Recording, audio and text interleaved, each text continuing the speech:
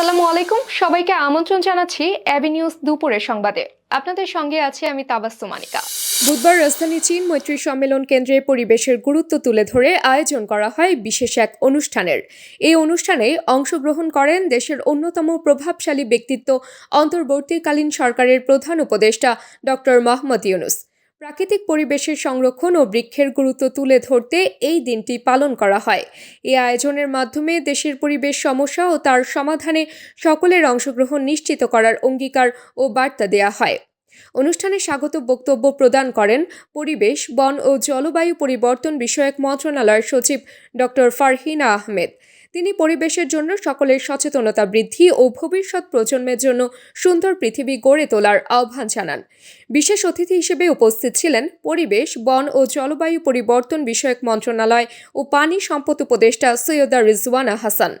তারা পরিবেশ সংরক্ষণে সরকারের বিভিন্ন উদ্যোগ ও ভবিষ্যৎ পরিকল্পনা নিয়ে বক্তব্য প্রদান করেন। এই দিনটি শুধু উপলক্ষ নয়, বরং এক নতুন সচেতনতা ও দায়িত্ববোধের প্রকাশ। 179 থেকে এই মানটাকে টেনে তোলা, এটা একদিনের বা 3 মাসের বা 6 মাসের বিষয় না। এটা সরকারের সমস্ত মন্ত্রণালয় যখন একসাথে কাজ করবে, উন্নয়নের দর্শনটা যখন আমরা ভিন্নভাবে ডিফাইন করব, উন্নয়ন প্রকল্পগুলোকে যখন আমরা ভিন্নভাবে নেব, তখনই এই প্রক্রিয়াটা শুরু হবে। বৃহস্পতিবার শুরু হচ্ছে দেশের উচ্চ মাধ্যমিক সার্টিফিকেট ও সমমানের পরীক্ষার নতুন পর্ব। সকাল 10টায় বাংলার প্রথম পত্রে লিখিত পরীক্ষার মধ্য দিয়ে এই গুরুত্বপূর্ণ শিক্ষা কার্যক্রমের সূচনা হবে, যা চলবে 10 আগস্ট পর্যন্ত।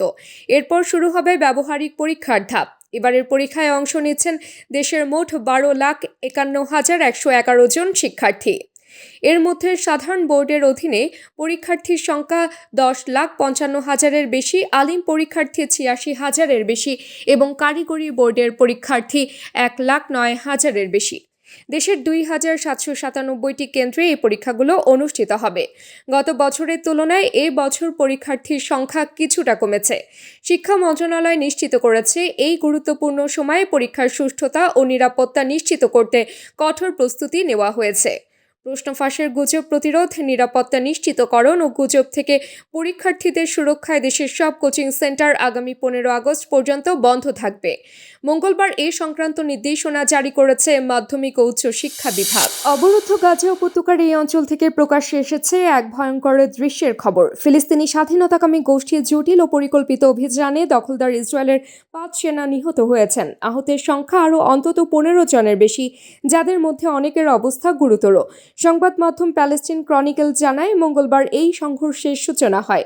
হামলার সূত্রে জানা গেছে, ইসরায়েলি সেনাদের লক্ষ্য করে জটিল ও একযোগে আক্রমণ চালায় ফিলিস্তিনি গোষ্ঠীর সদস্যরা। হামলার স্থান খান ইউনিসের নির্দিষ্ট এলাকায়। প্রথম ধাপে তারা সেনাদের লক্ষ্য করে গুলি চালায় এবং পরে আহত সেনাদের উদ্ধারে আসা সেনাদের লক্ষ্য করে দ্বিতীয় আক্রমণ চালানো হয়। এই দ্বিতীয় হামলায় লক্ষ্যবস্তু হয় ইসরায়েলি সামরিক যান।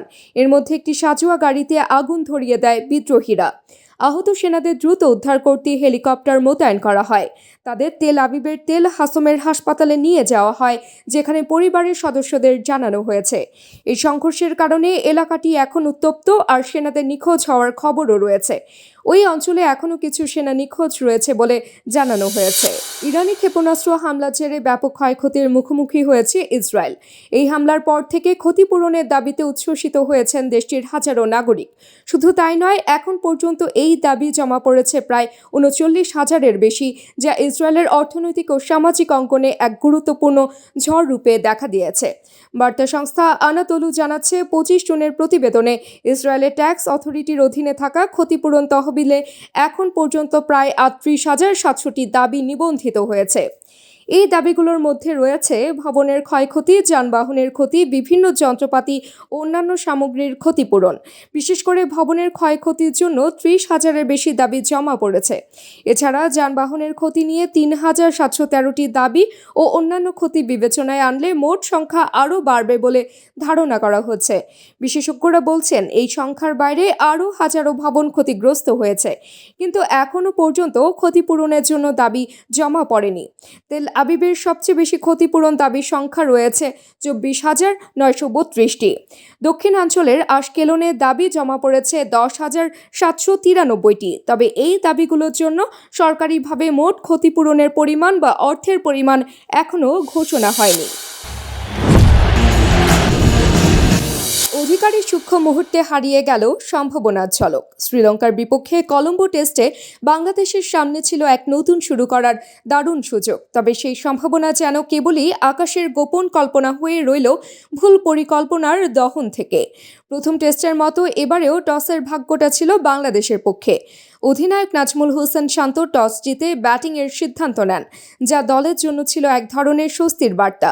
দ্বিতীয় টেস্টে বাংলাদেশ দলে ফিরেছেন মেহেদী হাসান মিরাজ, তবে তিনি খেলতে পারেননি প্রথম দিন জ্বরের কারণে। কলম্বো টেস্টের আগে তিনি সুস্থ হয়ে উঠেছিলেন এবং অনুশীলনেও অংশ নিয়েছিলেন। আজ তিনি শুরুতেই একাদশে থাকছেন। তাকে জায়গা দিতে গিয়ে একাদশ থেকে বাদ পড়েছেন জাকের আলী অনিক। পাশাপাশি ইনজুরির কারণে দল থেকে বাদ পড়েছেন হাসান মাহমুদ। চোট পাওয়ায় হাসান মাহমুদকে জায়গা ছেড়ে দিতে হয়েছে, তবে তার পরিবর্তে দলে ফিরেছেন ইবাদত হোসেন।